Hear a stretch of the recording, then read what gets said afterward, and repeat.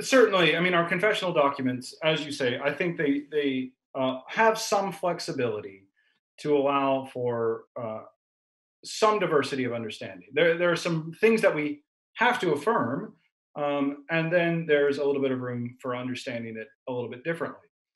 I do think that Ussher sort of brings to the table a distinct emphasis on the legal aspect of Adam's representative role for the human race. That isn't to deny that he sees, the kind of biological or natural connection. He does, and he links that to the notion of corruption. But in terms of guilt, he keeps a very consistent and tight distinction throughout his preaching ministry, in particular, which is really interesting, between imputed or inherent righteousness or guilt.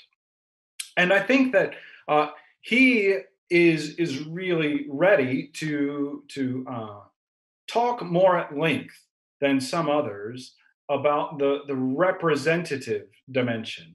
So when he is talking about Adam's role and how he could have become justified in the covenant of works, he's seen Adam doing this as a public figure, as he calls it. He wasn't just a private figure, but a public figure. And in Ussher's theology, there's only two public figures, Adam and Jesus Christ. And so one of the dimensions, which no doubt he's getting because he's orthodox on Christology and the work of Christ for us, he wants to heighten the parallel, or at least tighten up the parallel to make sure it's consistent, that what Adam's doing for us would have been imputed as well as inherited.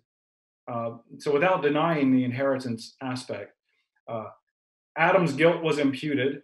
Adam's righteousness could have been imputed if he had succeeded in the probationary test.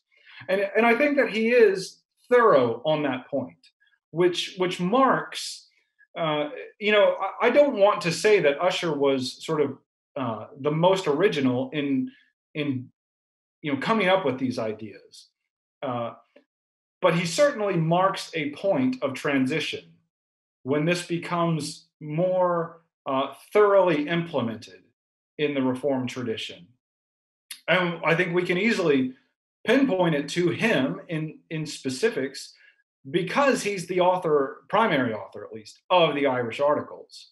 So if this confession is for the first time bringing an explicitly and overtly covenantal dimension with its legal features to Adam's role, and Ussher stands behind this. Ussher is kind of the tipping point for when we start talking more prolifically and profoundly, which means perhaps more consistently in those ways.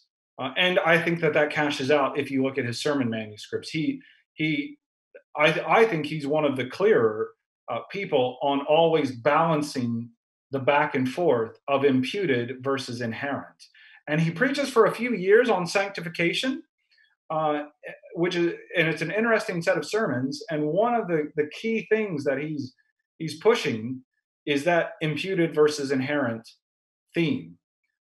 And as he's talking about sanctification, well, you're under for us, like we realize we're under that category, that point of inherent, and we're hoping that we're putting to death more and more the inherent sinfulness and growing more and more by the grace of the Holy Spirit in the inherent righteousness.